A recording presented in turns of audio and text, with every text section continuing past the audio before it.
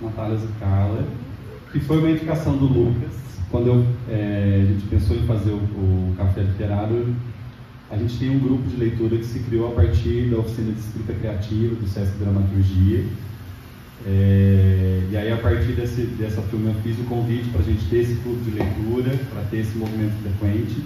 Hoje a gente já teve a ideia aí de estender esse grupo para o grupo da escrita. E aí, o Cheia foi um livro que foi sugerido pela Euler, quando a gente estava na oficina, e que estava lá no nosso cronograma de leitura. E aí, o pessoal gostou muito desse livro, e quando eu falei, vocês têm alguma sugestão de autor para eu poder trazer?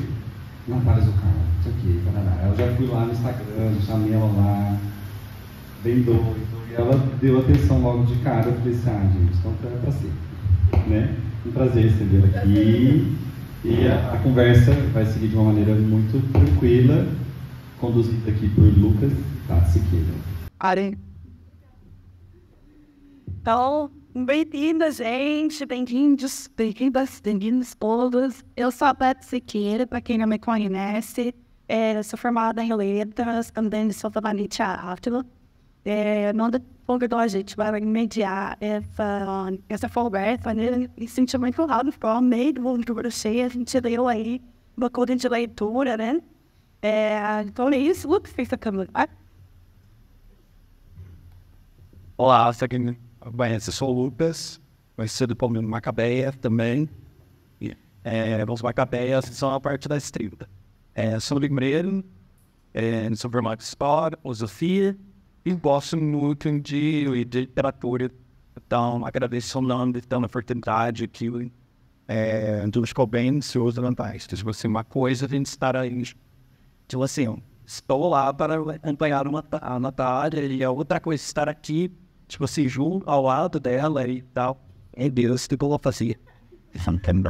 Aí as pessoas, você leu, você não precisa dizer, você tá nervoso, é verdade mesmo. E eu estou muito feliz e contente que devemos estar aqui, sendo receptivo. O seu livro transportou, literalmente chega, transportou o clube e foi para outros setores, né, gente? Então, isso aqui que está ali, o livro foi motivando, e aí estamos aqui para falar sobre as diversas facetas do Cheia, e a gente veio falar também do Stellar Storm. Bora. Estamos falando dois. Podemos dividir isso, né? Ridículo. Olha o Pedrinho. A gente tá tendo uma conhece, a gente é nerd.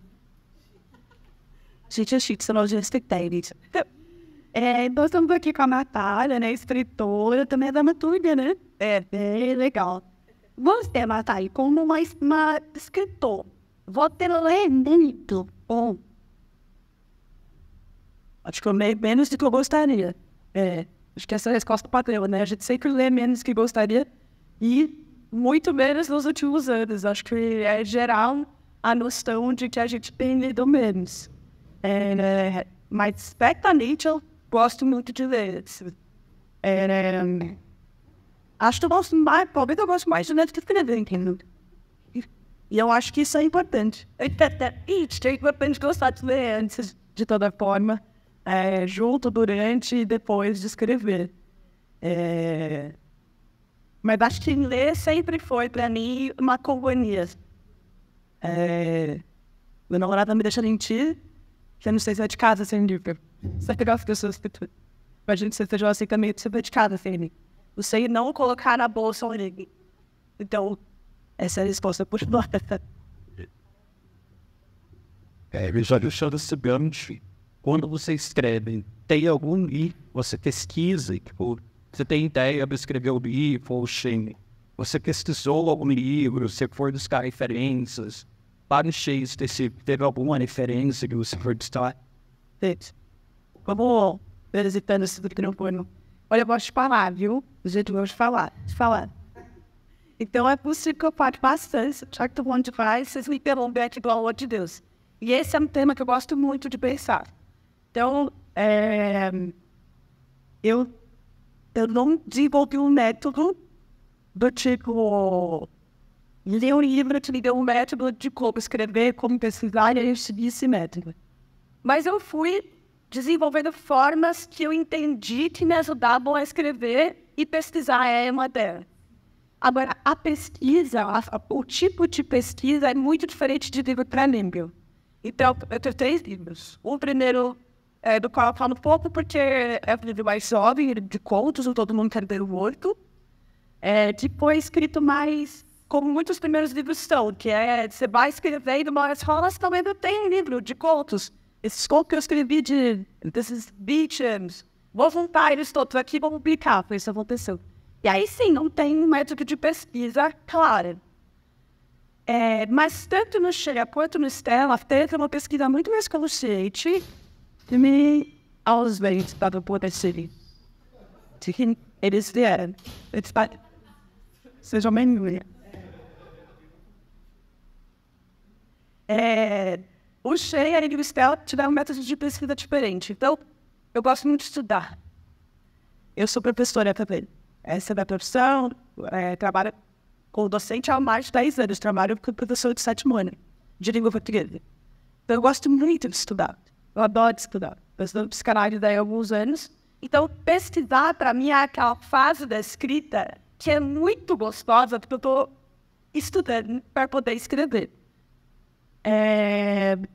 No caso do Sheila, teve uma pesquisa que eu joguei meio fora. Então, a pesquisa, ela pode acontecer e pode não servir para nada.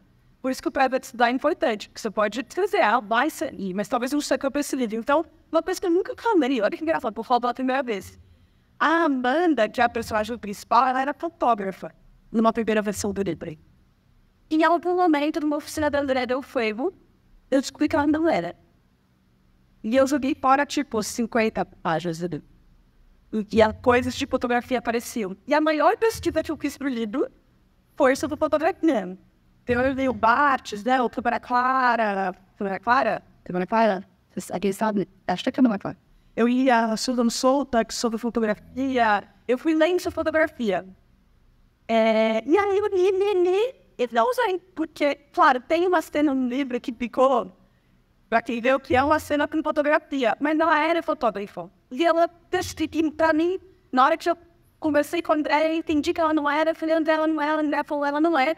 E aí toda essa pesquisa que eu tinha feito de fotografia, eu não usei no livro. Usei, mas não usei. Pro Stella esta hora, que é meu livro seguinte, como ele é um livro sobre medicina, aí eu tive que fazer uma pesquisa bem mais sistemática. Porque aí eu tive que ir atrás de milhares de coisas, do tipo... Eu estou falando da parte de pesquisa, eu estou falando da parte de pesquisa de conteúdo, né? Então, conteúdo, fotografia, conteúdo, medicina. Existem outras pesquisas que não são de conteúdo.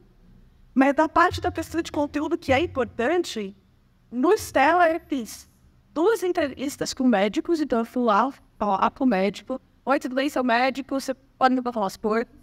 E o que eu sabia o que eu queria saber. Eu queria saber como era o ambiente da medicina, mas do ponto de vista subjetivo, como se relacionava nos médicos e como era a residência, que é o período do personagem. Então eu fui lá pesquisar, fiz uma entrevista de mais de 1 hora com os 2 médicos.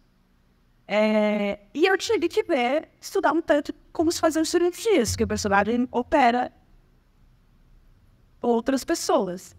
Então ter essa pesquisa mais... Vi muitos vídeos de YouTube de como era a rotina de residentes e tal. Agora, essa é a parte de pesquisa do ponto de vista do conteúdo. Que quando você gosta de estudar, e mais do que estudar, não é estudar no sentido de ficar ali com a cabeça no livro só, mas quando o que você gosta da literatura é de ver outras vidas, que é o meu caso, eu adoro a ideia de que a literatura permite ser como um ator. Eu sou uma pessoa frustrada, é verdade. Eu tentei atuar uma época da minha vida, eu falei, não dá pra mim, isso aqui não irei para a atuação. Por isso que eu comecei a escrever para teatro, inclusive. Então, essa coisa de migrando para as vidas te estimula a querer saber desse universo sobre o qual você vai escrever. E aí você tem que mergulhar um tanto para entender coisas que você nem sabe que você precisava saber. Agora, tem um outro tipo de pesquisa, que esse tipo de pesquisa é o mais fundamental de todos, que é a pesquisa estética. Que é esse está desde o primeiro livro, que é você se jogar em diferentes formas de escrever, em diferentes narradores, primeira, terceira pessoa, diferentes primeiras e terceiras pessoas, tentar pontuações. A pesquisa estética, essa sim, é fundamental. E aí você dá um monte de coisa fora. Você faz um ponto, você não usa. Você faz um poema, escreve poesia de vez em quando, eles mostram, eles não mostram. Então, isso também é pesquisa, né? Assim como sei lá, acho mais fácil a gente entender esse tipo de pesquisa estética quando a gente pensa no artista plástico, que fica ali fazendo 1000 rascunhos. A gente tem que fazer tanto 1000 rascunhos na hora de escrever, sabe? Pesquisar tecnicamente, né? Pesquisar formalmente. Eu posso falar 300 agora sobre isso, então eu vou parar para a gente, como ator também, a gente tem uma... A gente fica assim, vamos fazer isso, vai ser procurar. Seu ator, né? Que a gente fala. Mas aquilo tudo nos enche para poder entrar em cena, e já está aquilo dentro da gente. Eu acho que passa por aí também na literatura, né? Só pesquisa passa por aí. Na hora, vai com outra coisa, mas já está, olha, visceral, né? E a coisa da estética eu achei bem interessante, porque o Shea, ele quebra... A gente às vezes está acostumado com uma literatura mais certinha, né? Ponto, travessão, aspa, não sei o quê. E o Shea, ele quebra isso totalmente, né? Eu não sei se todo mundo já leu aqui? Só o filme. Se falar isso, mas os mais né? Mas eu achei muito legal esse pensamento da Amanda que vai para, né? E não é sempre, a pontuação, ela dá um ritmo para The Shea. Eu acho que isso foi, assim, crucial para o seu livro, a coisa da estética da pontuação, essa foda. Foi. Gente, assim, se vocês quiserem falar o que vocês quiserem falar, a gente vai abrir depois, tá? Todo mundo Alice, agora depois eu desobedi a Virginia, deixa por ele, não vai contar. Eu já chego. Aí, é legal, porque um dos contos do Todo Mundo Câmara Morto, livro que eu falo pouco, o último conto de livro é o último que eu escrevi antes de publicar o livro, é um dos que eu mais gosto, e é ali que eu inventei essa bagaça. Quer dizer, eu não inventei. Depois eu descobri que o Nelson Rodrigues já tinha feito. O que o Nelson Rodrigues já fez? Depois eu descobri que o Nelson Rodrigues já tinha feito, isso alguém me contou. O que o Nelson Rodrigues fez esse negócio? E é óbvio que, assim, na poesia, estou me referindo à coisa da quebra com pontuação, né? Então, na poesia, os poetas fazem isso, né? O Cummings, ele é um cara que quebra a palavra lá no meio e tal. A poesia já fazia isso fazia muito tempo, né? Se você quebrava a frase no meio, quebrava a sintaxe no meio, não respeitar, por exemplo, a sintaxe, é um pouco um lugar que eu roubei da poesia de achar, por que não podemos fazer isso na prosa, né? Por que não podemos colocar um ponto no meio da frase? Podemos, vamos botar aí.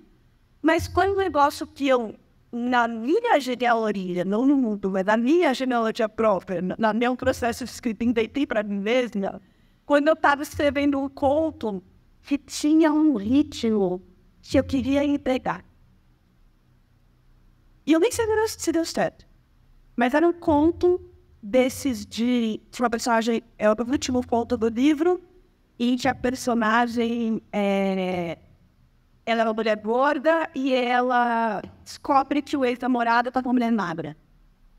E aí ela fala, agora você está com uma mulher magra, você começa o conto.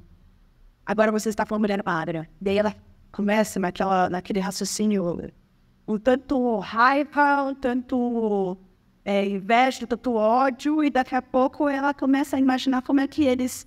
Pode falar.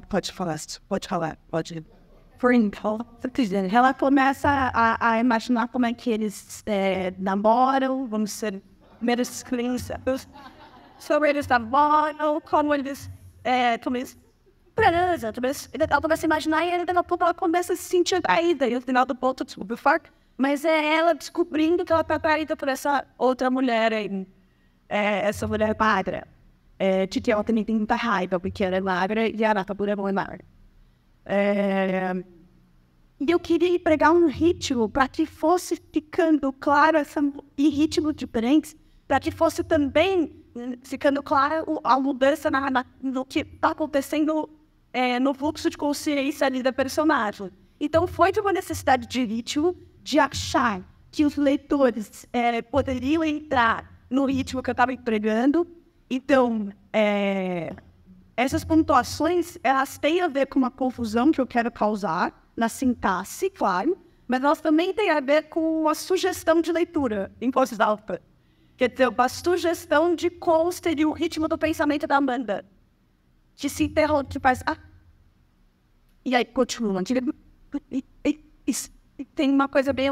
Na Amanda, isso vira uma coisa capofônica. Capofônica não. Isso vira uma coisa de gaguejar quase, né? Que porque ela duvida muito de si, então às vezes vai para um lugar de certeza, às vezes vai para um lugar... Então, foi de uma necessidade de musicalidade.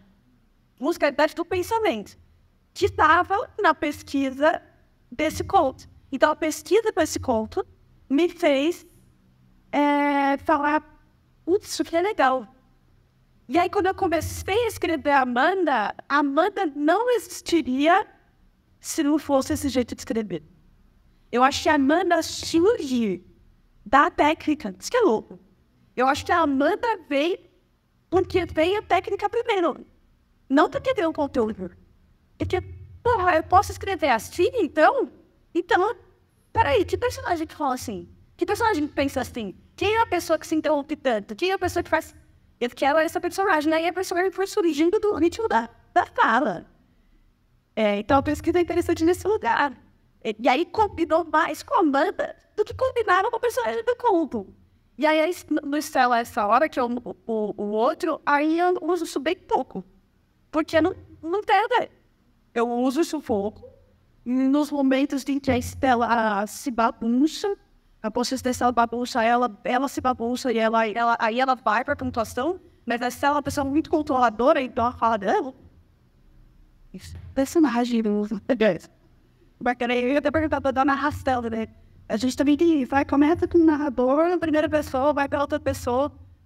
Você tem essa liberdade no jeito que a gente vê essa brincadeira, né? Que aí a Amanda, ela fala assim, Amanda, ela mesmo tá falando da Amanda, né? Como que é essa narradora, né? Ela é a primeira pessoa, a segunda, sei lá. Ela é todas as pessoas. Esse foi um esforço consciente, dos mais conscientes desse livro, assim. O esforço mais consciente que eu tive no livro, e não quero dizer com isso que foi o que deu mais certo, mas o esforço mais consciente que eu tive foi o esforço em relação a bagunçar a narração.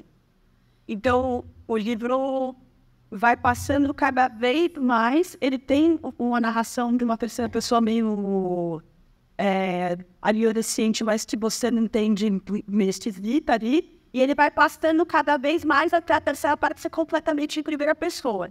E na segunda parte tem a minha ideia da segunda parte, que eu tentei fazer, foi fazer umas interferências, tipo aquelas interferências de rádio, quando você está mudando de estação, você pega um pouquinho de um pouquinho do outro, e aí a minha ideia na segunda parte é que, em alguns momentos pontuais, existisse essa interferência, que aí digo que foi consciente porque a ideia era que, de fato, a Amanda passasse a controlar, passasse a poder narrar a própria história. Então, a mudança do narrador tem a ver com a mudança da Amanda. Então, ela passa a conseguir se narrar em primeira pessoa e se dizer, né? Depois de uma crise, começa a conseguir se dizer. Então era isso, era uma ideia bem até que simples. Eu quero que a minha narradora vire uma narradora em primeira pessoa instituída no momento em que ela passa a conseguir se lembrar das coisas. Porque a Amanda tem essa coisa da memória, que ela esquece e tal, e na segunda ou terceira parte ela começa a se lembrar. Ia se lembrar.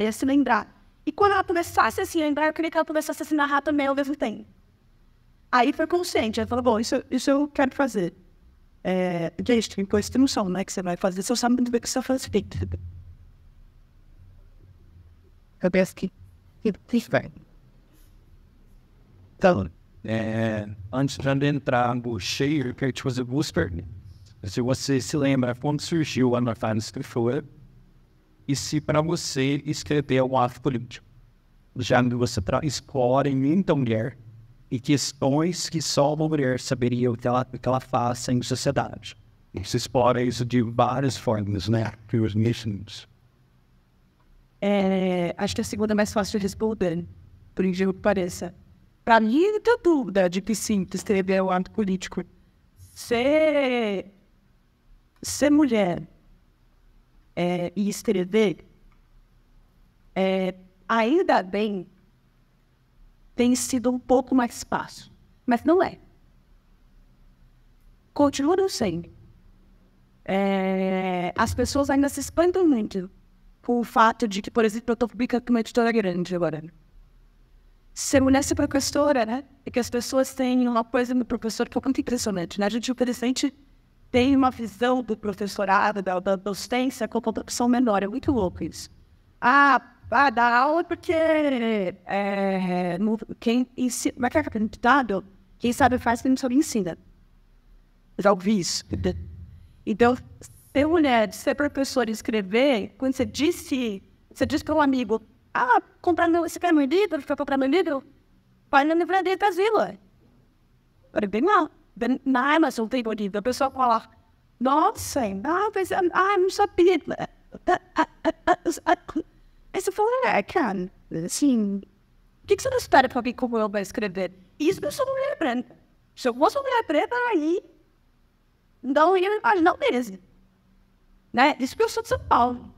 Né? Você é uma pessoa de São Paulo, que você é tudo uma mulher branca, e ainda assim as pessoas se incomodam com o fato de escrever e acham estranho, duvido, e ficam assim, você escreve, quer dizer.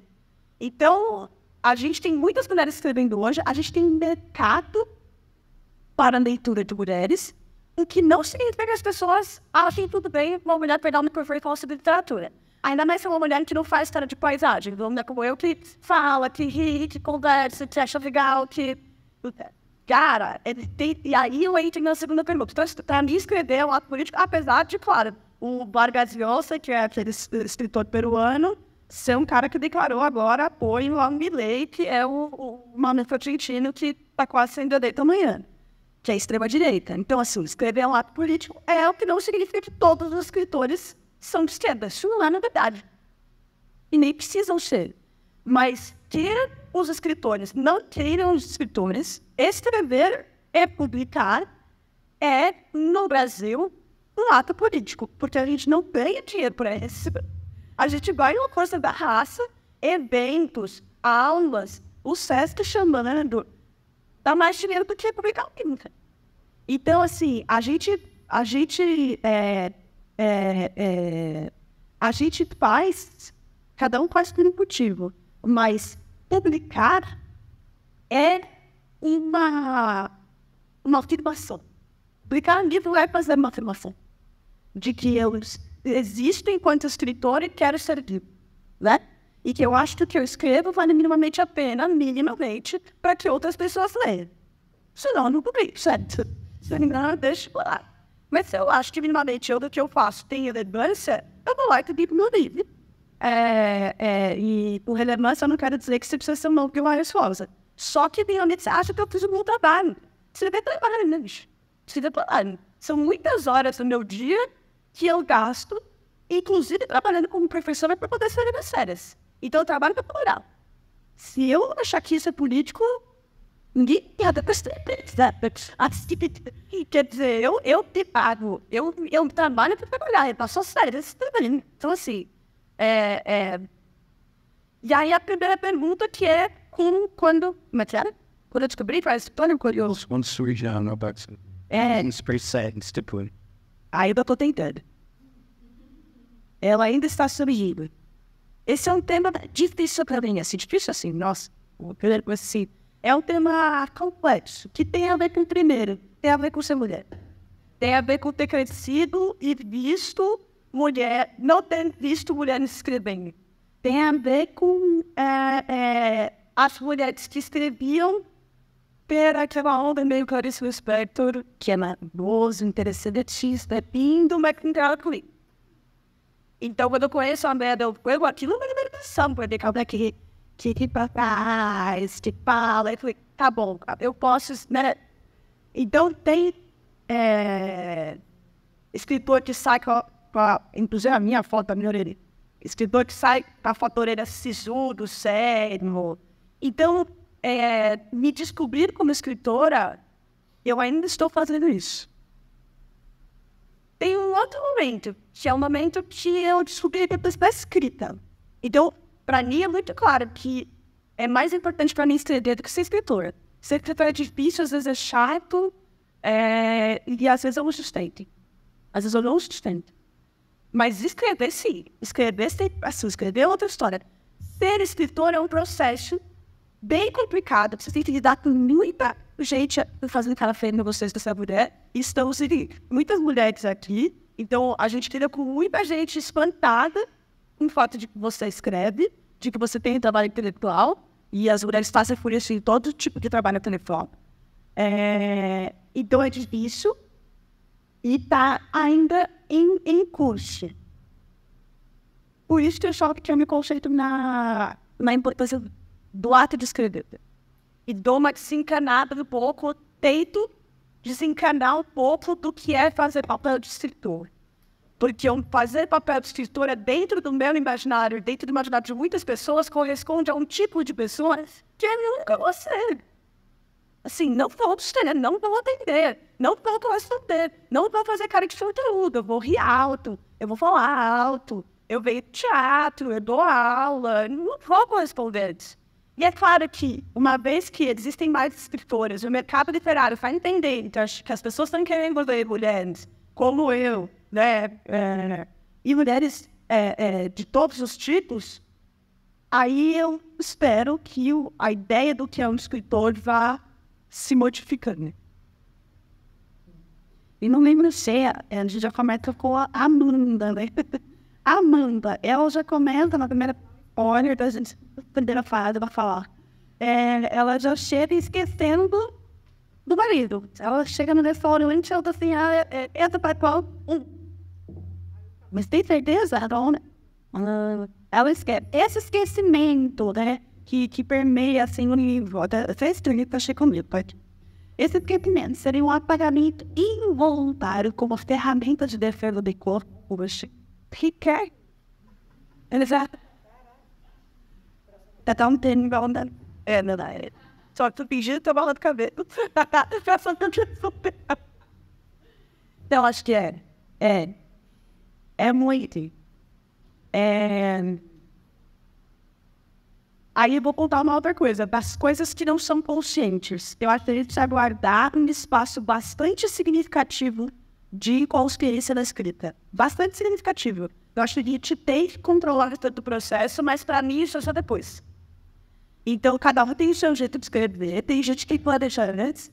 Tem a maravilha do trabalho do Edgar Allan Poe, né, sobre a filosofia da composição, que ele vai dizendo, acho que é isso, a filosofia da composição.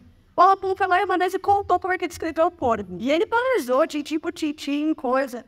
E tem gente que, planeja barbaramente, vai lá, mira no algo e acerta. Eu não sou essa pessoa. Eu sou muito mais uma pessoa que preciso trabalhar uma parcela bastante importante de inconsciência durante a escrita. Então, eu só começo a escrever um livro quando eu tenho a primeira cena. E eu tenho a primeira cena significa, a primeira cena apareceu.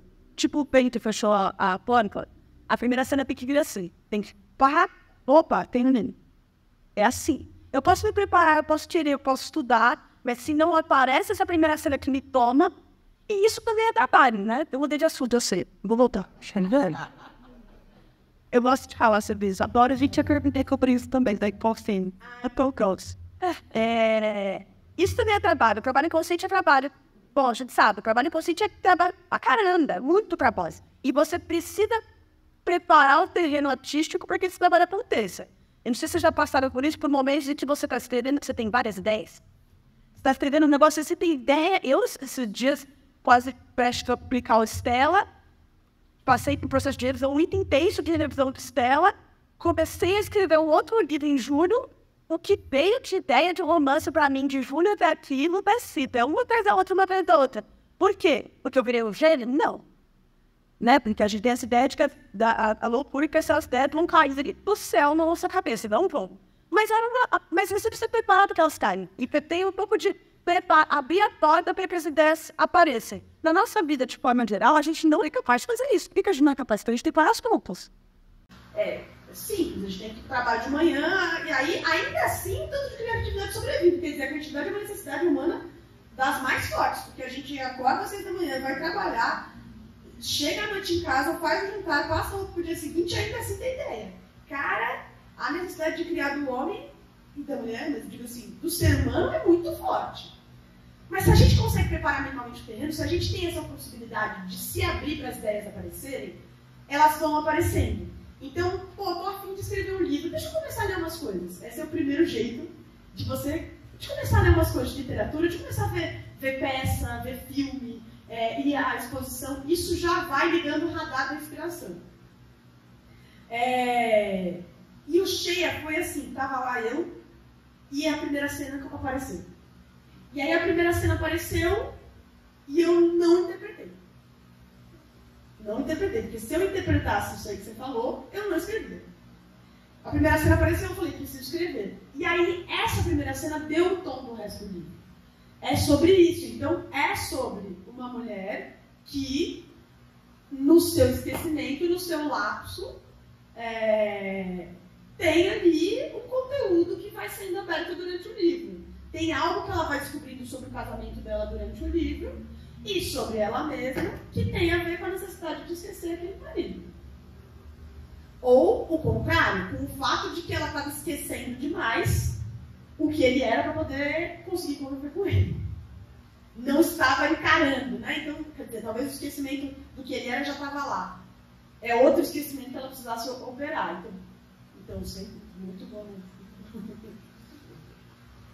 Agora, puxando o gancho, que ele estava mais para frente, essa pergunta, bom. Eu quero, na verdade, eu gostaria que você falasse sobre um personagem que ele não é nomeado no livro. Então a gente não vai falar de Amanda, não vai falar de Carlos, a gente não vai falar desse feto, que não tem nome. É esse personagem não nomeado, mas que ele transpassa o livro todo, que é o inconsciente.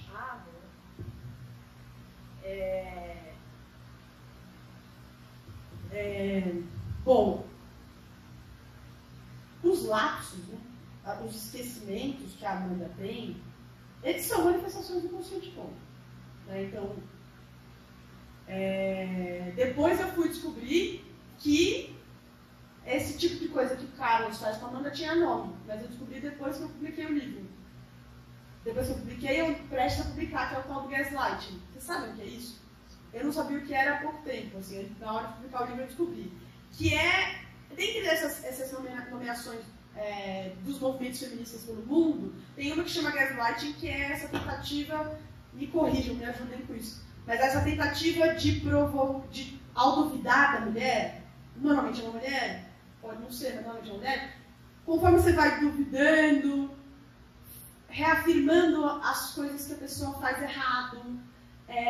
Você não esqueceu? Mas é assim mesmo, tem certeza que é assim que faz? Mas não, você não sabe o que você está fazendo. Não é assim que faz. Ao duvidar muito da pessoa, ao questionar muito da pessoa, você vai numa coisa bem sutil, fazendo a pessoa acreditar de que ela não sabe nada.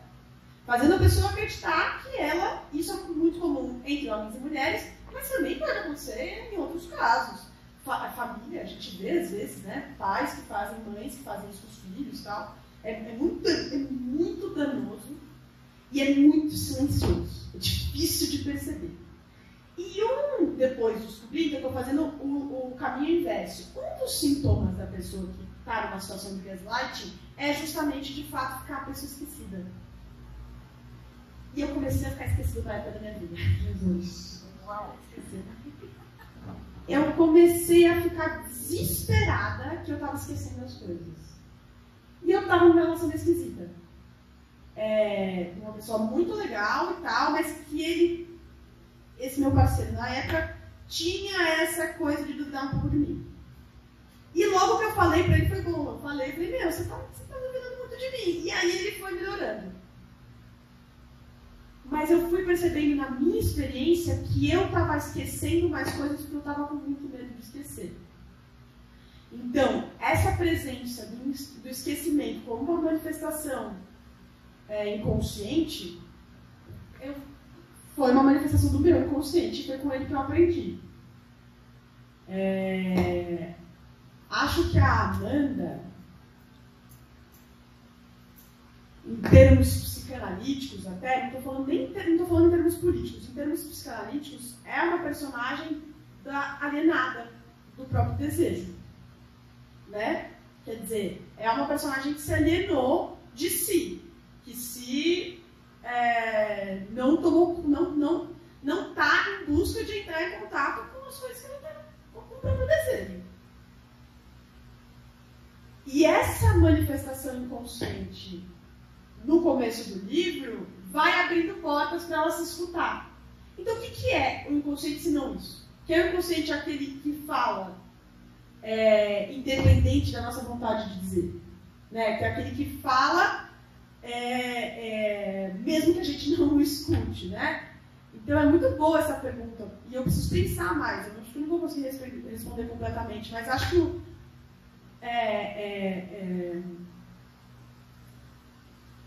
eu acho que é o inconsciente que de alguma maneira fala no final do livro. Quando o livro termina. Aquela cena final é uma cena que, de alguma maneira, a Amanda só é capaz de narrar o livro no final do livro porque ela se escuta e ela tenta escutar aquilo que é da ordem do inconsciente. Porque escutar o inconsciente não sei se a gente consegue. Mas ela tenta escutar alguma coisa da ordem do inconsciente. Ela descobre que ela tem inconsciente. Porque, assim, só tem inconsciente quem acha que tem inteligência. E a Amanda, por muito tempo, não acha que tem inteligência. Né? Assim, só acha que pode duvidar, né? Ter um pensamento inconsciente quem acha da inteligência. Mentira. Só acha que pode ter um pensamento inconsciente quem acha que pode ter pensamento. Né? Então, acho que é meio isso, mas acho que eu vou precisar pensar mais com essa pergunta. E até o nome, Amanda, né? Aí a gente também ficou viajando. Então, você, né, trouxe esse questionamento para a gente desse nome Amanda, amando de quê? Ou até um lado de não ter, né? De não ser ali. E foi proposital esse nome, Amanda? É teoria de leitor, mas não é esse proposital. Essa pessoa me fez chorar. Porque ela pensou uma coisa que eu nunca tinha pensado sobre o nome da Amanda, foi proposital em outro sentido. Que a Amanda está amando de quem? No sentido de estar, né, ali. Ela explica melhor do que eu. E ela explica brilhantemente bem e é maravilhosa a explicação dela. Todos os personagens, eu adoro esse mesmo nome. Aí nisso eu amo. Todos os personagens do meu livro têm um motivo para ter o nome que eles têm. Todos. Os da Estela também. Então, pode ser um significado mais bobo, mas pode ser um significado mais profundo. Então, Amanda, quando você pega a origem do nome ali, teoricamente é aquela que é amada, né? E é tudo que ela não é. Então, é um nome irônico nesse sentido. É um nome daquilo que, uma figura que não é amada, né? Convive muito mais sob o ódio do que sob o amor, sei lá. Então, sim, Amanda tem um nome. Carlos, meio nome de imperador, né? Então tem uma coisa. Eu lembro, eu pesquisei na época. Carlos tem a ver com força e tal. Eu pego esses significados mais óbvios da cultura, não vou tão fundo. Mas o Estela, por exemplo, Estela, essa hora, a personagem se chama Estela, porque Estela é o nome daquelas estátuas em cima de lápides. Aquilo chama Estela. E ela é médica, né? Então é aquela figura que em cima do coiso da lápide cuida do morto. No Estela eu gosto mais da ideia dos nomes. No Estela os nomes têm um sentido que se você não pega, por exemplo, tem uma personagem aí, pra vocês lerem. Tem uma personagem chamada Cassandra, que aparece no meio do livro. Eu tinha um personagem que eu fazia a Cassandra, na verdade. Você fazia? Só que era de palhaço, né? A palhaça Cassandra, inspirada na tragédia grega. Então, tem um personagem que eu botei de propósito um nome que é muito incomum, que é Cassandra. Mas eu botei esse nome esquisito de propósito porque a Cassandra na mitologia grega é aquela que fala a verdade e ninguém escuta. Porque ela rejeitou Apolo cuspiu na boca dela e ela fica para sempre destinada a falar a verdade, mas nunca ser escutada. Então eu falei, vou deixar esse nome dessa personagem para quem lê sacar que é aqui. Porque a Estela... Eu posso ler isso? Claro. Porque a Estela é uma personagem reacionária, conservadora e preconceituosa. Diferente da Amanda, ela é uma personagem que é difícil se identificar. Principalmente entre as pessoas que leem. Então ela destila uma série de preconceitos mesmo. Ela é gordofóbica, ela em determinados momentos racista com indígenas. E aí ela é médica e ela entra nesse estereótipo do médico meio preconceituoso. E eu deixei essa pequena dica na Cassandra, que é assim, essa é a personagem que fala a verdade, ninguém escuta, não é, Estela? E aí agora eu tô contando pra vocês. Mas enfim.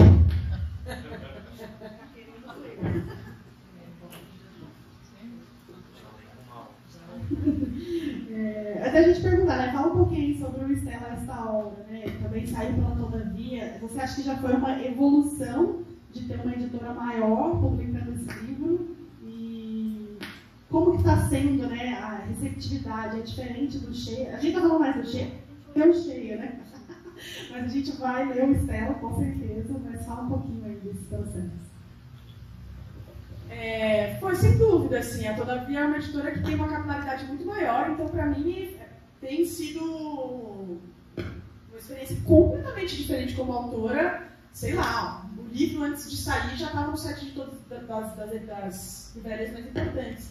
Então para mim é meio, nossa, caramba, que impressionante, assim. A Urupal é uma editora independente na raça, cara, que faz muito livro bom, concorre a muito prêmio, ganha prêmio, mas os caras são poucos e os caras dão conta do que eles dão conta. Sem grana eles fazem muito. Mas eles não têm uma série de recursos que uma editora grande tem. Não tem. Assim, os caras não têm como fazer uma boa distribuição de livro, os caras não conseguem fazer uma série de coisas. Tudo bem, quem entra lá entra sabendo disso. Ninguém diz que você vai estar na Martins Fontes amanhã. Mas o Estela sim, e aí eu achei que ia ser só legal, mas tem esse lado que eu falei lá no começo, que é esse lado das pessoas fazerem. Mas você faz um cheiro, ué. Por que você não imaginaria que eu não estaria numa editora grande? Então, essa é uma coisa que me surpreendeu muito, negativamente. Do bom de uma editora grande, gente, é bom pra caramba. Recomendo muito. É muito bom, é muito maravilhoso. Assim, assim, você ter seu livro em vários lugares, chegar rápido, muito apoio, muito bom, e um outro status, um outro lugar que as pessoas te aceitam. E aí tem essa coisa meio besta, né? Assim, claro que tem um mérito meu de chegar numa grande editora, mas tem muita gente boa que não chega. Isso assim, tem muita gente boa que nunca vai chegar numa editora grande. Isso não tem a ver só com mérito literário. Não tem a ver só com mérito literário. Agora, isso eu não esperava. Eu esperava que as pessoas... Tem até um efeito que eu estava conversando esses dias, que é o efeito Todavia. Você fala, as pessoas me apresentam, essa aqui é a Natália. E aí, beleza? A Natália é escritora agora. E aí, beleza? Ela tá publicando pela Todavia, a pessoa faz. Quer dizer, nossa, até 2 minutos faz não. Agora que eu tô contando que eu tô me achando muito legal. Cara, é um negócio muito louco. Assim, e aí nisso, a Todavia é maravilhosa. Mas as pessoas funcionam ainda numa lógica de mercado. As pessoas olham ainda pra gente, assim, o artista não é diferente de qualquer outro produto. Isso é um negócio que enfim, tem um mérito meu. Estou dizendo tudo isso não é para dizer, eu não valho nada, estou numa minha cara fazer isso. Eu não valho nada, estou numa grande editora, porém, não tenho nenhum mérito. Não, eu tenho mérito, eu tenho um trabalho de mais de 10 anos, establecido, como eu estava dizendo, mas assim, não é só isso, né? Eu confesso que sou super cadelinha do Brasil, então... Eles são maravilhosos, eles são maravilhosos. E como foi o seu processo para chegar até lá? Alguém que te indicou? Como foi? Eu fico com um pouco de vergonha de contar isso. Por quê? Porque parece arrogante, mas eu vou contar do melhor jeito. Eu li o livro da Ana Tércia Pontes, que eu estava indicando aqui recentemente, agora, e indico muito, é um livro que chama Os Tais Caquinhos, de uma autora do Ceará, Ana Tércia Pontes. Li o livro da Ana Tércia Pontes, me encantei, ela é uma grande escritora, ela tem poucos livros publicados ainda, mas parece que é porque quando ela escreve, ela escreve. E eu li o livro da Ana Tércia e eu fiz uma resenha, e a Ana Tércia amou a minha resenha, falou, sua resenha é a melhor resenha que já saiu, eu fiquei louca, feliz. Ela falou, tem uma pessoa aqui que quer te conhecer, meu marido, editor da Todavia. Aí eu cheguei no Conte, que é o meu editor da Todavia, através da resenha que eu fiz na Tessa. Eu não sabia. Não foi uma coisa calculada, assim, vou escrever a resenha na Tessa para chegar até o Conte. E aí ela falou, ele gostou muito da sua resenha e ele quer saber se tem um livro. Então, eu nunca imaginaria dizer isso, mas o editor da Todavia veio até mim. Através dessa resenha, claro, mas ele falou, você tem um livro e eu, de fato, tinha. 70% do livro. Mas eu, de fato, tinha. Aí eu falei, vou terminar, já te entrego. E aí terminei, entreguei e ele falou, vamos publicar. Foi assim. No meio da pandemia. Eu acabei de ver uma coisa aqui do Juan Rulfo, né? Que você começa o livro aqui parafraseando aí. O Juan Rulfo, para quem não conhece, né? Ele escreveu Pedro Páramo e é bem lindo essa epígrafe que chama, né? Tem a boca cheia de terra, tem a boca cheia de ti, da tua boca, seus lábios apertados, duros, como se mordessem oprimidos seus lábios. E a gente já tem uma informação aqui do Cheia, né? Como é que você escolheu esse nome para o livro Cheia? Como é que foi esse processo? Assim? Agora é Cheia. Porque é tão lindo, né? Você chega cheia, nossa, cheia do quê? Aí você vê o livro, ela tá cheia de nada, coitada. Ela tá esquecida, ela tá totalmente, né? Sem nada ali, e ela começa a ter um outro corpo dentro dela, né? Olha, eu respondendo já o que eu ia perguntar. Mas pode falar? Não, eu tenho a teoria, né? Que a gente fica pensando, né? A gente tem teoria, né, gente? O Morto, vou voltar. O Morto que me deu o título foi o Marcelino Freire. Então todo mundo quer ver o Morto era um trecho de um conto, ele falou, esse aqui é o título do seu livro. Eu falei, concordo. Se você está dizendo Marcelino, então o que é? Marcelino é muito bom de título. Ele é muito bom de título. E o Cheia se chamava Até o Último Segundo, mas tenho um corpo cheio de ti. Tudo isso. Só que eu me incomodava muitíssimo com o ti. Porque eu não uso o ti. Porque a personagem não usa ti em nenhum momento. Porém, mas tem um corpo cheio de você, também combinava. E aí aí eu ia roubar, eu roubei do Rulfo. Então eu peguei a epígrafe e falei, esse é o título. Porque a epígrafe tem uma hora que fala, tenho a boca cheia de ti. E aí primeiro era, mas tenho a boca cheia de ti. Uma amiga minha falou, amiga, tenho a boca cheia de ti. Assim. Querida, acho que vão confundir seu livro. Aí eu falei, é verdade. Esse bobo não dá. Então, mas tem o corpo cheio de ti. Porque, mas tem a boca cheia de ti é a ideia do livro, né? É uma mulher através da qual se faz, né? O marido, a boca dela é a boca do marido, né? Assim, o marido fala através da boca dela. Mas enfim, mas é um título péssimo. Daí a ideia do título é péssimo, tem muito isso. A ideia é ótima, só que o título é horrível. É muito comum, inclusive. E aí, no último minuto, eu liguei para a Natália Timmerman, que é muito minha amiga, e falei, Nath, é o seguinte, eu tenho um livro, mas tem uns corpos cheios de ti. O que você acha? Ela falou, Cheia. Óbvio. Claro, assim. E aí ela resolveu comigo.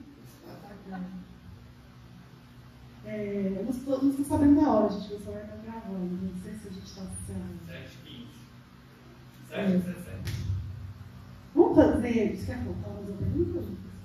A gente não voltou aqui, que a gente não fez, sei lá. Não saiu até do roteiro também. Que é bom. A gente queria fazer então um bate-bola e a gente abre para as pessoas perguntarem, né? Acho que tem muita gente que quer tirar dúvidas aí e falar com você. É bem curtinho, bate-bola. Então vamos lá. Peraí, mas eu tenho que falar a primeira coisa que vem na cabeça. Mas eu tenho. Tá bom, vai ser legal. Gente, isso é muito chique. Muito chique, um livro que você está lendo.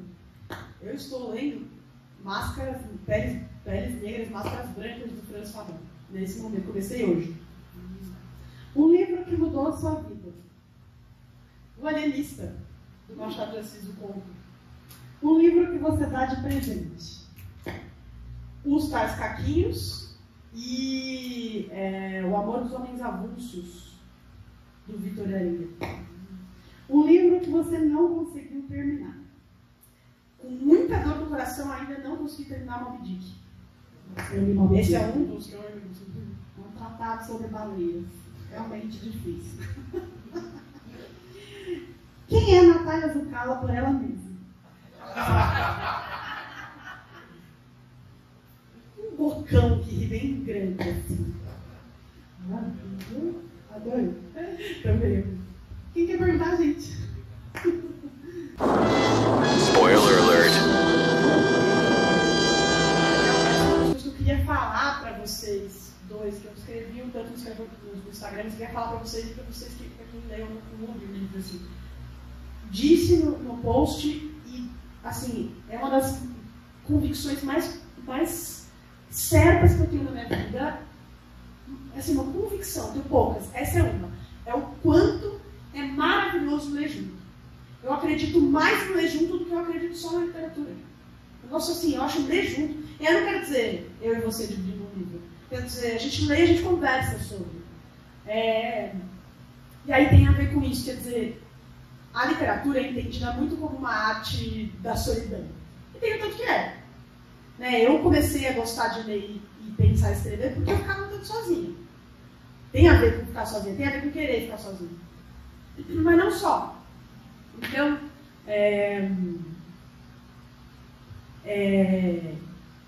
eu acredito que o leitor, ele é uma das etapas do livro. Então, quer dizer, é óbvio no teatro que precisa de público, né? Assim, na literatura parece que não. Parece que você escreve um livro e aí você sai e você deixa o livro ali. E... Não, cara. Para mim, e como professor, para mim isso é óbvio. Assim. Como o livro só acontece entre o leitor e as palavras, não é entre o escritor e as palavras. Entre o escritor e as palavras acontece o processo de criação, beleza. Mas o processo da leitura, da literatura em si, a literatura em si só vive entre o leitor e as palavras. É ali que acontece. Então, o que os leitores dizem, aí que é uma coisa até difícil, o que os leitores dizem sobre o meu livro, não necessariamente mais... O que eu digo sobre o meu livro, melhor, o que eu penso e digo sobre o meu livro não é mais correto do que o leitor diz e pensa sobre o meu livro. Eu tenho essa convicção. Sim.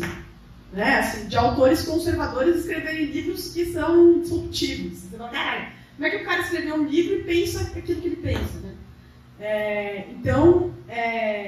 E aí tem uma outra história que uma vez que você escreve um livro e você publica, você não lê mais muito ele, é diferente das outras artes que continuam ali convivendo com o negócio. E aí começa a haver um discurso em torno do seu livro que você tem que escolher como dialogar. Né? Assim, eu acho maravilhoso dialogar, mas tem escritor que zero, assim, não dialoga com o leitor e acha uma besteira. E a gente está começando a escrever, a gente está participando de uma oficina de escrita criativa e a gente está justamente vendo isso, né? E o que a gente escreve, a gente compartilha a nossa escrita com outras pessoas e aquilo que o outro vê, às vezes, é completamente assim, tão... Nossa, eu não tinha pensado nisso, isso aqui não... Nossa, que legal ver isso, né? Você sente isso também, que outras pessoas trazem outras coisas com seus livros agora, Sheila e Stella. Como que chega essas novas visões, assim, você nem tinha parado para pensar nisso, mas é uma leitura possível. Durante o processo, por exemplo, é muito importante. Então, as leituras depois, elas são presentes sempre para mim. Assim, posso concordar mais ou menos. Tem alguém vivendo, respirando e lendo um livro. Assim, ponto, a pessoa faz com aquilo que ela quiser. A pessoa faz com aquilo que ela quiser. Eu escrevi, ponto. Agora o que você vai fazer é seu. Você pode achar o livro terrível, acabar com o meu livro. O que você faz com a determinação? Tem muita gente... Aí, essas coisas maravilhosas, o que eu mais gosto é quando alguém vem me contar que...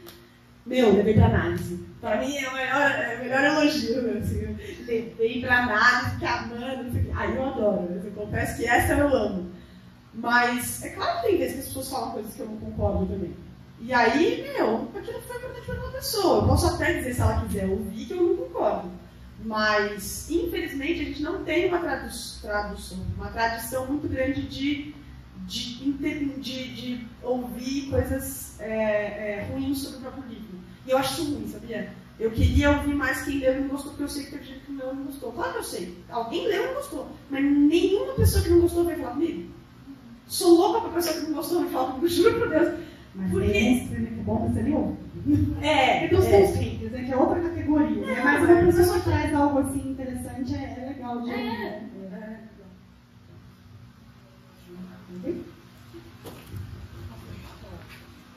Acho que eu tenho duas perguntas. Primeiro, você falou sobre acessar o inconsciente, você conseguir criar melhor. Eu tenho uma dificuldade muito grande em escrever de um lugar que não é da minha tristeza ou da minha dor. E aí, às vezes, eu estou feliz e eu não escrevo. E eu quero escrever. Aí eu fico, eu vou ter que ficar triste, vou ter que brigar com alguém para poder escrever. Aí eu queria saber de você, de que lugar que você escreve e de que forma a gente pode acessar e trabalhar esse inconsciente para mim, né? Para eu poder escrever de outros lugares também. Qual é o seu nome? Ana. Ana, isso. Cara, às vezes a gente tá mais feliz e a gente não escreve mesmo. Queria te dizer isso. Às vezes acontece. Às vezes acontece. Uma vez a Adriana falou pra mim, e aí, você tá escrevendo? Eu falei, não. Ela falou, óbvio que você não tava, você tava começando a namorar. Você acabou de começar a namorar. É óbvio que você não tá escrevendo. E aí logo eu comecei a escrever. Quer dizer, a tristeza não demora pra chegar, porque no momento ela aparece. Não, mentira, eu tô dizendo tudo isso, mas acho que tem duas coisas aí. Uma coisa que é essa ideia com a qual eu não concordo, que é da cultura, que é precisa sofrer para fazer arte. Arte, uma vez publicada, é antes de mais nada celebração. Se você dá uma parte do seu corpo para alguém ler, que é isso que a gente faz. A gente arranca um pedaço da gente e fala, toma, come. É isso que é escrever. Se a gente está fazendo isso, a gente está celebrando, a gente está comungando. Ponto. É comungar. Então, escrever, publicar é comungar. Publicar é uma festa do caralho, maravilhoso, tá aqui e tal. Então, não precisa estar sofrendo o tempo inteiro para ser um escritor. Acho que essa é uma coisa que é assim, preciso estar lá, morrendo de tuberculose, com uma vida terrível. Tem um vídeo da Chimamanda, aquele que ela fala sobre o perigo da história única, que ela fala, sabe esse vídeo? Que ela fala, boa noite, tudo bem? Que ela fala, como é um café literário, então não tem formalidade. Ela fala, sempre disseram que os escritores precisam ter infâncias ruins. E eu fiquei tentando fazer a minha infância ruim, minha infância foi ótima, eu não consegui. Então existem estereótipos, que é esse, de que o escritor tem que ser casmurro, de que ele tem que ser triste, de que ele tem que ser... E aí eu acho que isso faz mal, isso é ruim. Agora, a coisa de onde sai a sua escrita é muito pessoal. Quer dizer, eu escrevo com ódio, por exemplo. Eu escrevo quando eu tenho raiva. Acho que talvez eu escreva bastante quando eu tenho raiva. Porque pra mim, escrever às vezes é uma forma de me vingar. Assim. Às vezes eu escrevo quando eu tô com tesão, por exemplo. Porque é uma forma de expressar a minha sexualidade. Então é muito pessoal, mas eu também escrevo quando eu estou triste. Então eu acho que você conseguiu acessar a escrita através da tristeza como um dos recursos. Acho que você se abrir, talvez, quem sou eu para dar dica? Você me desculpa estar falando isso. Me sinto que é uma pessoa terrível, mas talvez se abrir para outros estados que te levem a escrever. O que eu acho aí é o seguinte, veja, eu posso estar com raiva, posso estar triste, posso estar alegre, posso estar com tesão. Mas eu não vou exercer nenhuma dessas coisas quando eu for escrever. Eu vou exercer na ordem do imaginário. Então, tem uma limitação, tem uma frustração que é a tal da sublimação. Freudiana lá. Quer dizer, quando eu escrevo, se eu estou com ódio, eu não estou batendo na cara de alguém. Eu não peguei meu ódio e fui dar na cara de alguém que eu estou com raiva. Se eu estou feliz e estou escrevendo, eu não vou viver. É porque a felicidade é mais possível de compartilhar. Esses sentimentos que a gente tem que reprimir é os que fazem a gente escrever, porque a escrita parte do processo de repressão. E de outra de libertação, que é a libertação da expressão, mas é a repressão do fazer. Quer dizer, eu não posso matar ninguém, eu não posso fazer uma cirurgia, mas no meu livro eu pude matar, fazer uma cirurgia, um monte de coisa eu não posso fazer. Então, tem um canto da escrita que é se divertir com aqueles demônios que não pode soltar. Então, eu não posso fazer isso, deixa eu escrever que eu fiz isso, né? Mesmo que seja na vida de outro personagem. Então, a tristeza tem essa coisa de como é que você compartilha a tristeza? Você chega alguém e fala, estou triste, por favor, não. É difícil, é muito difícil compartilhar a tristeza. Quando a gente está muito triste, é foda, porque às vezes você não consegue, porque a tristeza ela é mal vista até, né? Então a escrita muitas vezes entra no lugar da tristeza porque é o lugar é o lugar da repressão. Você fala, não tenho o que fazer, vou escrever. Sei lá, e se você escrevesse com vontade de comer, por exemplo? Eu não escrevi com vontade de comer. E aí eu tava com muita vontade de comer e eu escrevi um personagem que comia muitas coisas, assim. Não por comer, se eu fosse comer eu não escrevia. Sabe assim? Então eu acho que é mais aí, entendeu? Que a expressão no lugar do fazer, aquilo que você não pode fazer, você faz via escrita, sei lá. Mas vai mudando, viu? Vai mudando, vai mudando, vai mudando. Mas pode escrever tudo triste. Só um comentário, é que eu não sei, por algum motivo eu sou uma pessoa muito esquecida. Mas assim, a minha vida, né? Desde pequena. Aí eu lendo a Amanda, eu me senti um pouco. Quando ela não ficava assim, eu senti que eu podia voltar a escrever, porque esse ano eu passei por um processo de voltar a escrever, porque eu escrevia muito quando eu era pré-adolescente. Aí eu parei, e esse ano eu voltei. Aí, no livro eu acho que eu me senti tão. Eu me senti bem forte, assim, no final do livro. Falei, nossa, eu vou. Vai dar certo. Que massa, obrigada por me contar isso. Oi, Natália. Oi. Eu vou confessar, né? Eu acho que eu já tinha confessado para você a primeira vez que eu falei, que esse livro me salvou em um final de semana. Eu estava muito triste, porque foi no 3º ano da perda do meu pai. E eu li em 2 dias esse livro. Tanto que o Lucas falou, já terminou. E eu fui tomada por ele. Eu acredito que essa leitura aqui que tem, ela atravessa a gente, assim, do começo ao fim. E eu acho que o fim também não é um fim. Eu acho que é um novo começo, né? Porque eu quis acreditar que esse final foi um recomeço para a Amanda, né? Tanto que eu trouxe o significado da Amanda do lugar da psicanálise, né? Porque eu acho que a Amanda, ela está amando de alguém, né? E se a gente for até pensar no próprio feto, né? Que é nomeado, porque esse feto ajuda ela a se nomear, a sair desse lugar, né? De ser amando do marido, que inclusive ela não podia lembrar das coisas, porque senão ela lembraria daquilo que o marido fazia com ela. Eu achei esse livro fenomenal, eu te agradeço imensamente de ter publicado. Quando você falou do inconsciente, você já começa com o inconsciente aqui no livro, e a gente conversou um pouquinho antes, que eu perguntei para você se você já tinha começado o seu processo na psicanálise e não no lugar de fazer análise, que são lugares diferentes, mas muito parecidos também ao mesmo tempo. Depois você parou para analisar o livro no lugar da psicanálise ou não? Como quando eu escrevi, eu já tinha uma rodagem alta de como analisando, assim, 10 anos, não, 8 anos, né? E eu sabia que eu ia para esse lado, mas ainda não tinha certeza. Mas quando eu estava mais próximo de publicar, eu já estava estudando psicanálise. E aí eu reli o livro e falei, tá. E aí tem algumas coisas que é o seguinte, eu não levo meus livros para o divã até publicar. E eu recomendo isso. E isso é técnica, cara. É assim, eu sei que se eu elaborar, não vou escrever. Porque a escrita tem o tanto de elaboração.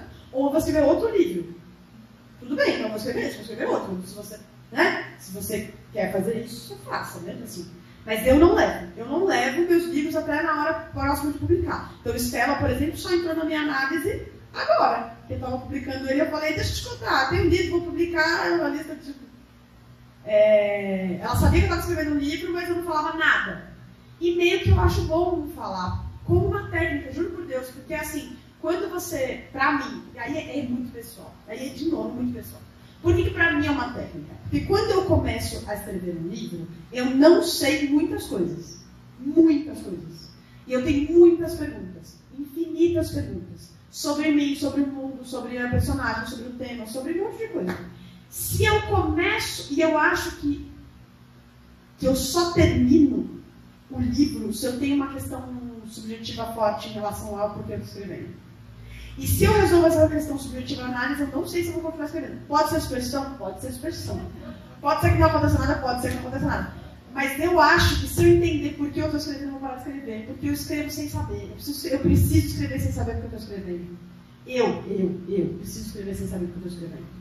Eu continuei no relacionamento até depois de publicar o livro, cheia. Demorei porque da conta que era para me separar. Quer dizer, então, tem um tanto que é preciso não saber para escrever, para mim. E aí, uma vez que eu publiquei o livro e já estava na psicanálise mais formalmente, ainda não estava começando a atender, mas em seguida eu comecei, aí as próprias pessoas fizeram, né, assim, essa análise, as análises mais psicanalíticas do livro. E eu fui me dando conta, não é? Eu fui sacando, aí sei lá, eu lia um trecho do Freud e falava, então tá por aí, a Amanda tem a ver com isso. Eu fui tendo os insights, sim. Mas nada da ordem, por exemplo, do diagnóstico. Amanda isso aí, não. Mas entender, por exemplo, a Amanda como uma personagem emblemática do que é a condição da mulher. Aí sim, pensando psicanaliticamente, né? Como, sei lá, não sei. Posso fazer uma pergunta? Pensando nessa ideia do diagnóstico, eu acho que nós, da psicanálise, hoje em dia, a gente está vivendo um momento muito delicado da questão dos diagnósticos. Você é professora e está vendo isso, né, à torta e à direita. Pensando no livro, que ela era tratada como uma doente, né, se a gente for parar para pensar. E desde quando eu comecei a ler o livro, que ela tem a passagem no hospital, que o médico conversa com o Carlos e não com ela, né? Então, assim, onde fica esse lugar de diagnóstico? Pensando que no livro seguinte você faz sobre uma médica. É legal. Então, assim, claro, não li ainda, mas onde fica esse lugar mesmo? Pensando até a pergunta que eles fizeram para você no começo também, essa questão de ser mulher, escrever, e ao mesmo tempo ter a Amanda no livro, né? Que é uma mulher que, se a gente for parar para pensar sobre o diagnóstico, ela seria literalmente diagnosticada, né? E nós, da psicanálise, trazemos isso de outro lugar, que não é o lugar do diagnóstico, né? E eu aprendi psicanálise em um lugar daqui que chama Núcleo de Estudo em Psicanálise e Educação. E a gente fala sempre que é para além dos diagnósticos. Então, pensando para além do diagnóstico, o que você pensa da Amanda sobre isso também, já que você até tocou nesse assunto?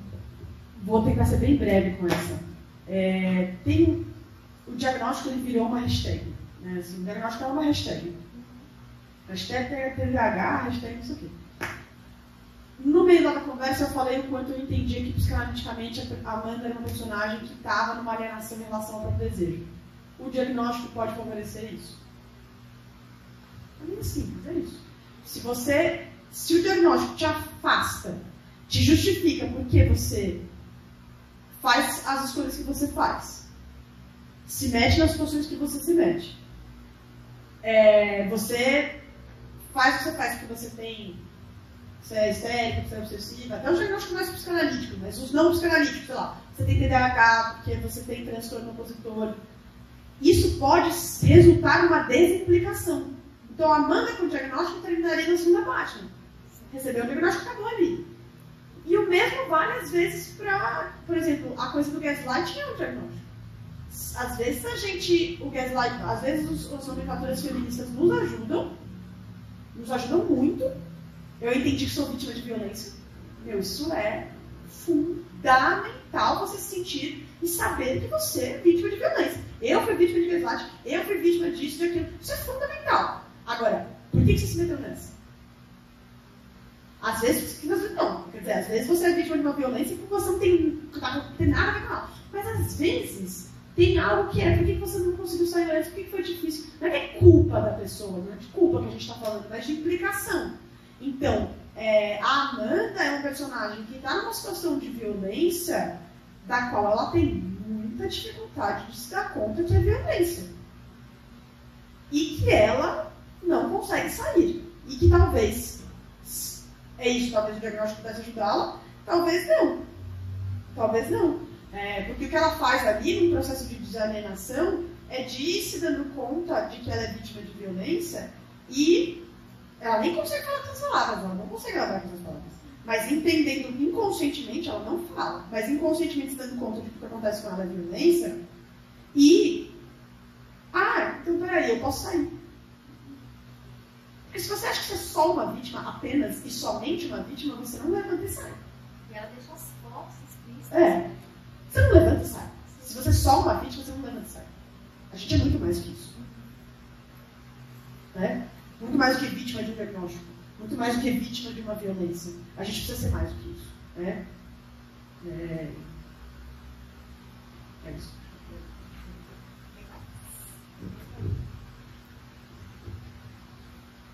Boa tarde. Boa tarde.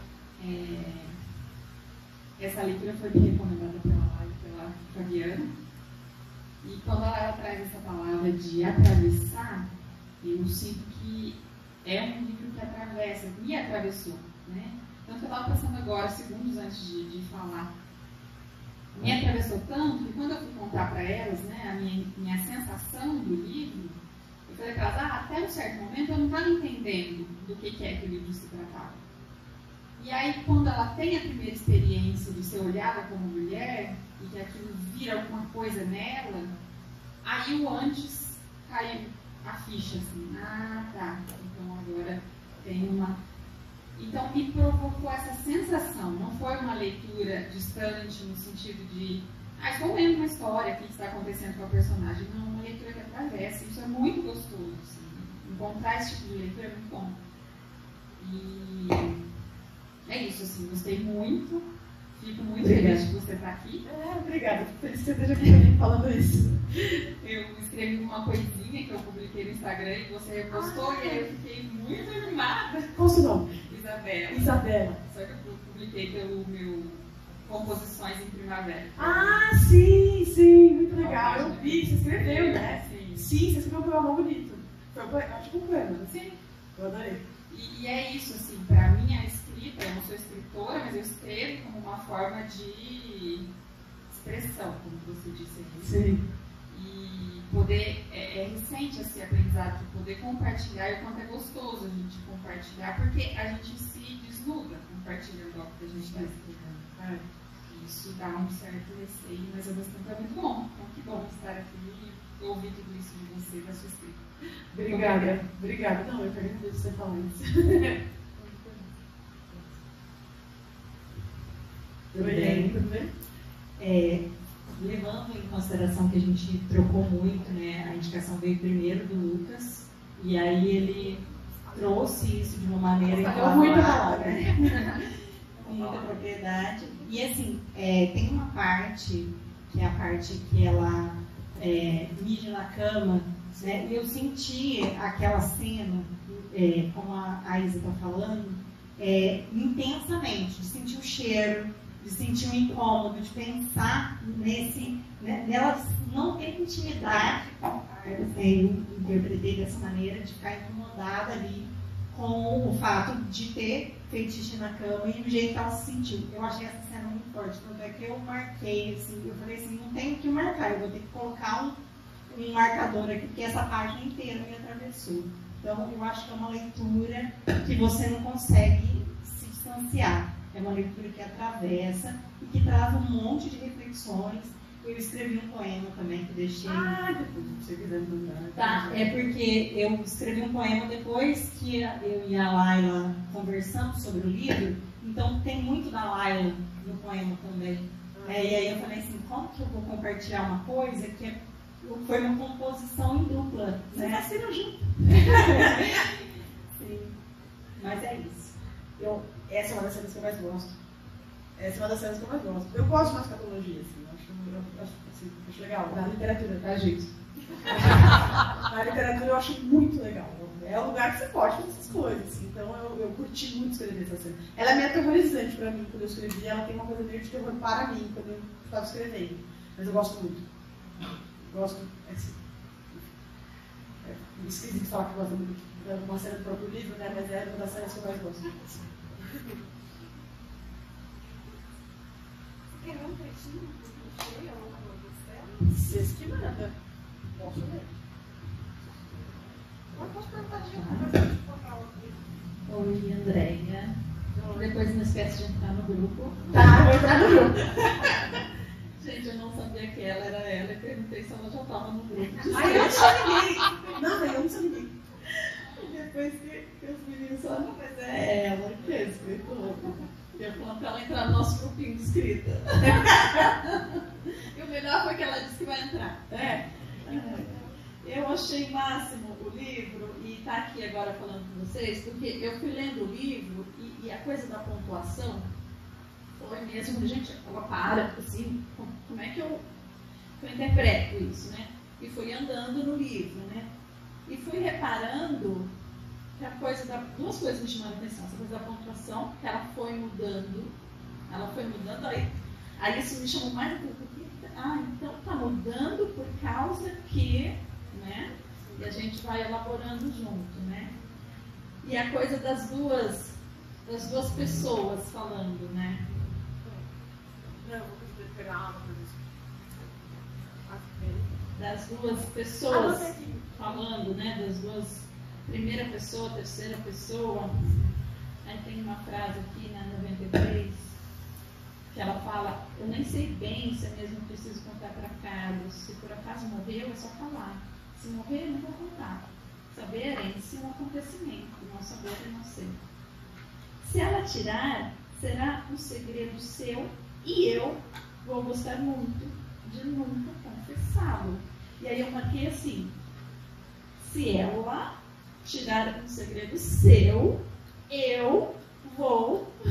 Aí eu fiquei, quem que tá falando numa frase só, né? Todas essas pessoas. E aí a gente, conversando aqui, dessa voz testemunha popular, esse inconsciente, esse outro que conversa o tempo inteiro com a gente, eu sou mulher, isso é muito comum e muito conhecido meu. Eu tenho muito essa voz conversando comigo o tempo inteiro. Não sei qual delas eu realmente sou. E dizer, é um comentário, tá? Não é uma pergunta. E dizer que então essa pontuação foi mudando e foi chegando no final à medida que ela foi se apropriando desse feto, desse bebê, né? E imaginar que ela foi tirando, eu vejo o Carlos como uma terceira perna que ela tinha e que ela tinha lá e que de repente não fazia falta, mas ela tinha, e com medo de tirar aquela perna. E à medida que ela foi tendo e se apropriando desse bebê, ela foi tirando a perna, né? E esse bebê foi tendo um lugar ali para ela, né? Eu tenho uma hipótese do final. Não, que realmente uma coisa, eu quando escrevi essa frase, eu falei, será que alguém vai fazer exatamente o que você está fazendo? Meu sonho é, será que o leitor vai ler e vai ficar assim? Ele está falando aqui. Não, e aí você fez isso, era meu sonho. Essa hipótese do final, ele vem em contingência disso, que eu acho que ela foi se apropriando desse bebê, para mim ela botou naquela sarjeta, esse bebê vai embora de alguma maneira, mas ela já nem precisa mais de um bebê físico, para que seja um contorno, que antes era uma muleta lá na perna do Carlos, né? Essa imagem, essa ideia de ter tido alguém no corpo dela, para mim, ficou como um contorno que agora é dela e que ela vai embora. Para mim ficou muito claro que ela abortou o bebê no final, né? E é isso. Eu não tenho jeito de não dar spoiler com a escritora aqui, né, gente? Pelo amor de Deus, né? Não tem condição. E muito obrigada, maravilhosa. Obrigada, maravilhosa. Obrigada. As minhas perguntas foram feitas, mas eu quero saber se o processo da psicanálise chegou, acho que você já respondeu, né? Não interferiu na sua escrita. Porque você escreveu sem analisar, mas o seu conhecimento como analisanda com certeza contribuiu para essa personagem. Sem dúvida, é isso. Sim.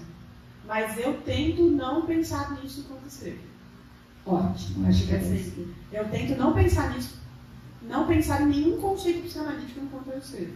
Bom, eu até acho que a literatura me forneceu elementos para atender os pacientes por hora mais do que o contrário. Então, por hora, ser escritora e ser leitora, acima, primeiro, antes de tudo, ser leitora, me dá muito mais condições de escuta dos pacientes do que a análise, a estudo teórico da psicanálise me dá condição de escrever. Por hora. Porque a psicanálise ainda não é automática para mim, eu estou estudando e tal, porque agora eu tenho que deixar as coisas bem para lá no canto, porque não sei o que vai acontecer. E só mais uma pergunta. Eu também sou professora há muito tempo. E aí, como é que você joga um pouco dessa sua motivação para os seus alunos do 7º ano, para a escrita? Eles tiveram acesso aos seus livros? Temos aí o Zé Saramago também, que não pontuava ou criava as pontuações dele. Você chegou a comentários com eles? Isso não foi para a sala de aula? Me fala um pouquinho. Eles sabem que eu escrevo. Sabem que a professora é escritora. Alguns só pagam isso no meio do ano, descobrem que eu tenho um livro, ficam muito chocados. Meu Deus, você publicou um livro. Alguns do 7º ano, nossa, você tem um livro, eu falo, tenho 3. Assim, tem essa coisa, eu acho que isso é muito legal. Nossa, eu estou tendo aula com uma pessoa que escreve. Eles ficam muito felizes, assim, eles são fofos, né? Tem suas questões, mas eles têm essa fofura de achar muito legal o fato de que o professor escreve. Agora, eu acho que interfere total, assim, interfere na minha paixão por escrever e por ler, no como eles enxergam isso, mas eu não divulgo muito, porque eu acho que os livros têm uns conteúdos meio, principalmente o último, meio polêmicos. O cheio não dá para uma adolescente de 7º ano ler, bom, porque tem conteúdo sexual, etc. O Estela já tenho medo do que a repercussão para além dos alunos. Então, aí eu já fico mais receosa do que podem achar. Então, eu não falo muito do Estela. Melhor manter essas coisas. Tem sido difícil ser professor no Brasil. Então, é tudo muito delicado. É muito delicado. É muito diferente, está mudando bastante, e aí eu fico receosa.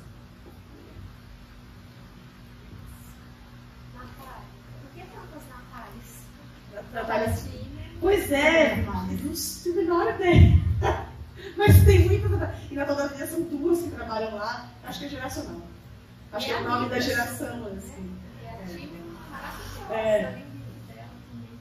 Ela me chama. Muita gente me chama de Zucala. E ela me chama de Zu. As pessoas me chamam de Zucala e o Nath fica com ela e eu acho isso ótimo. Maravilha. Alguém mais, gente? Eu apesar de ser próxima dela, eu mais próxima. Às vezes eu tenho a sensação de que ela entrega uma obra não acabada para a gente ajudar ela a acabar. É essa sensação que eu tenho. Com Cheia foi assim, tanto que eu não consegui discutir com ela depois do Cheia, porque para mim é uma obra que não está acabada e que aqui vocês estão ajudando ela a acabar. E até tenho a sensação, pode estar absolutamente errada, mas que também ela não leva para o divã, porque também ela não quer acabar, também ela não quer que acabe ali, então ela quer mais participação, né? Então ela não quer entregar um bolo pronto, ela quer uma participação naquilo que ela está criando, é a sensação que tem. Porque com 3 anos de idade ela tinha o Pori Rei, o Harry Potter. Eu não te levo mais. Não te convido mais. Aí ela já criava as histórias. Mas eu tenho de onde sair, não tenho de onde sair? Eu tenho de onde sair. Eu gostava de ver poucos também, tá? Já te dá de nada. A gente sempre começa de algum lugar.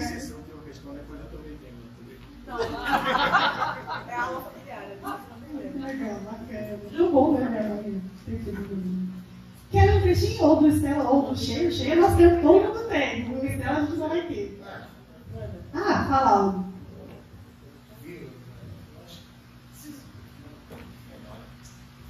Você é ator, Aldo. Então, eu concordo com a Andréia, com respeito do final. Só que eu não vi o aborto assim como algo que, puxa, que mulher sem coração, não. Achei que um ato de liberdade mesmo, assim, sabe? Ainda mais entendendo como esse filho foi gerado, assim, a gente discutiu depois estava falando sobre uma outra. Ela vir, ela não veio, uma garota chamada Su.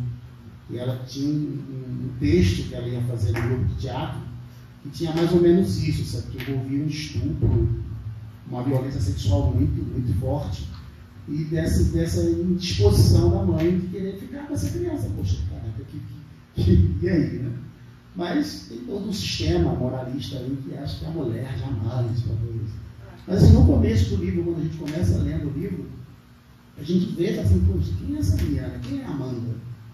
Então, e depois ela se mostra uma mulher muito dependente de um cara que não tem nenhum respeito por ela.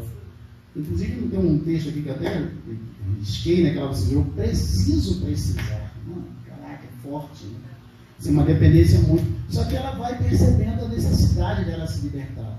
E por isso, quando eu li nos últimos, a gente já discutiu, não, teve um aborto, não teve, o que aconteceu, o que não aconteceu. Eu entendi que sim, quando eu teve um aborto, e aquele aborto significou tipo assim, cara, eu não preciso de você, eu consigo seguir.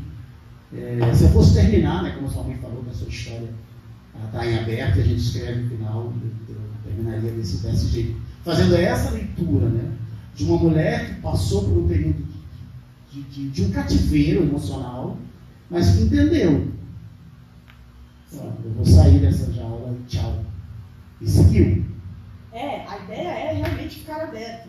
É exatamente isso. É que não tenha nada explícito sobre o que aconteceu, porque, na verdade, se houve ou não ali, o mais importante aconteceu, que é o processo psíquico, né? Se fosse a Amanda, tiraria. Estou torcendo que ela tenha tirado.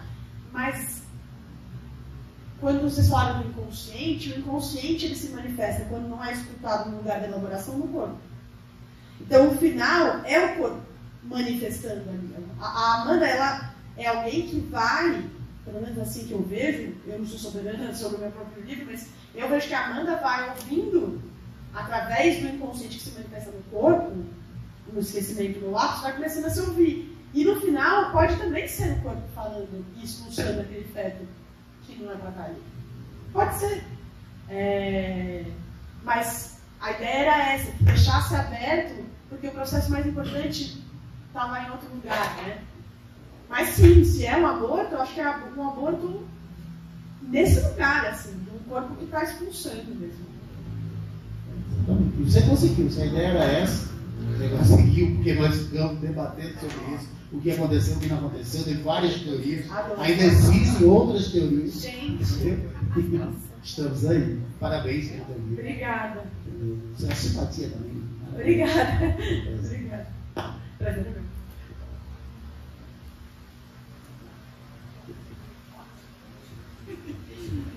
Vamos deixar ela falar um trechinho, né? Vocês querem que eu leia o trecho do Cheia ou que eu leia do Estela? Do Cheia? Do Cheia? Do Cheia. Eu não toco Cheia. Como seu Cheia? A gente é super fã do Cheia. Vocês podem pedir, eu deixo vocês fazerem o que vocês querem, que você leia. Alguém quer um trecho específico?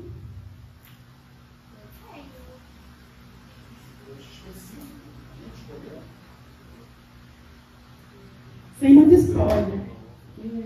Graças a Deus que meus colegas que não tinham spoiler foi embora. Posso ler o final?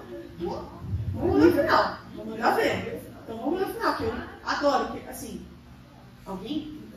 se alguém for sensível a spoiler, eu deixo eu amanhã. Neste momento, pode ir. Então esse é o último capítulo. Nunca li o último capítulo em público, porque é óbvio. Mas eu já... Debaixo do braço, eu boto um envelope com as minhas fotos impressas. Na mesa, largo o celular. Nesta que não é minha casa, tudo que não é meu fica. Deixo o apartamento antes dele acordar. Não há nada para levar comigo além disso. Um casaco, meu corpo em fotografia e a criança dentro de mim. O porteiro noturno não me reconhece, meio ao sono. Na rua, o sol desponta, arrebentando a madrugada, que segue ainda fresca no ar. Paro para vomitar, escorada no primeiro poste. Agacho na sarjeta para examinar o líquido viscoso que saiu de mim. Minhas vísceras misturam-se ao vômito e as minhas mãos e meus pés também. Vômito, vácuo, estômago, pulmões, intestino, vesícula. Choro sem som. Ao contemplar meu corpo dilacerado e regurgitado, as lágrimas fundem-se nos órgãos irmãos. Tento recuperá-los, mas eles escorregam. Tento reorganizá-los, cada um a seu lugar em mim, mas já não é possível. Foram expelidos como pus, habitavam o corpo alheio. Na esquina seguinte, o rosto cai no asfalto, os olhos permanecem orbitando o vazio, a pele no meio-fio, a boca já não fala, a água na vala leva meu nariz, mas eu sigo andando. Ouço vozes, os pássaros gritam e já está quente, mas eu sigo andando. Preciso pedir que se acalmem, eu estou bem e vou seguir andando, seguir gestando, gerando e nutrindo. Só estou fraca agora, mas... E eu vou nascer, viu? Fiquem tranquilos os pássaros, quietas as árvores, descanse o sol e durma a chuva. Eu vou parir, sim, mesmo depois da destruição. Vou seguir andando e produzir uma noite só para mim, silenciosa. Vou descansar, vou trabalhar, mas por enquanto sou nada. Olham os meus órgãos na calçada e o meu sou para caminhar.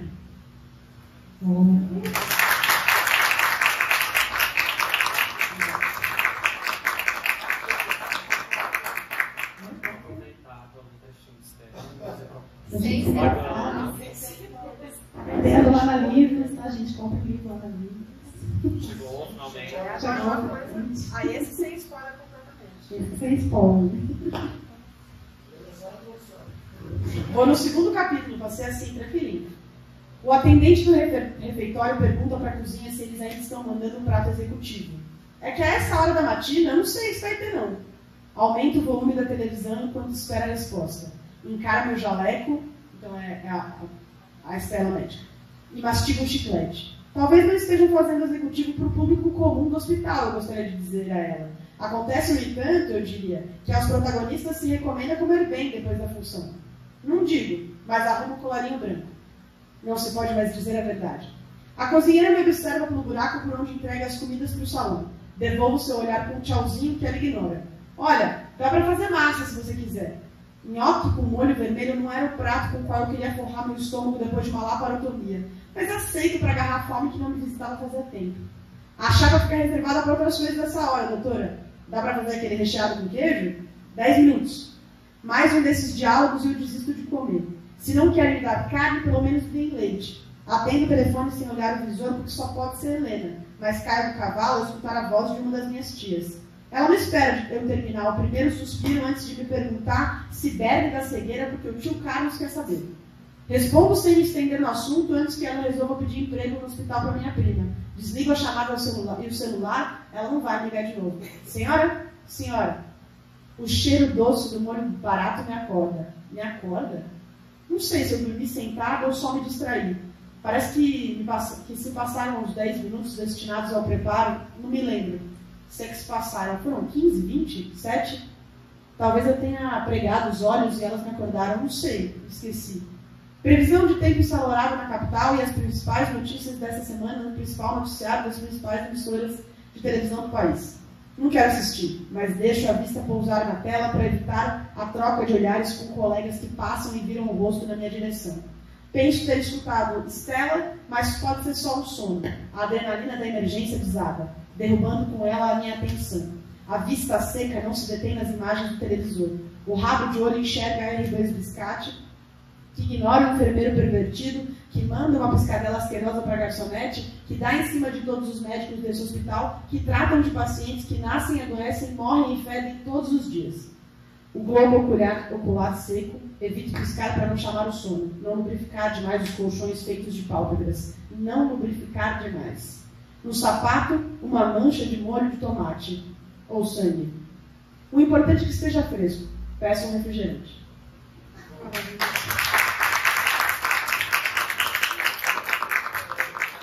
É diferente, né? Muito bom. Tão bom quanto o outro. Tem um livro para ser sorteado, é isso? Não, é o cheiro. É o cheiro.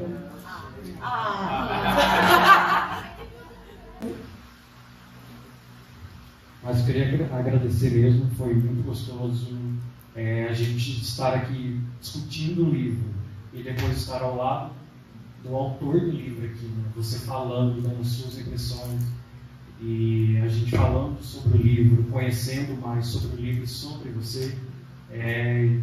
Não tenho que nem o que falar, assim. Foi muito bom, muito gostoso.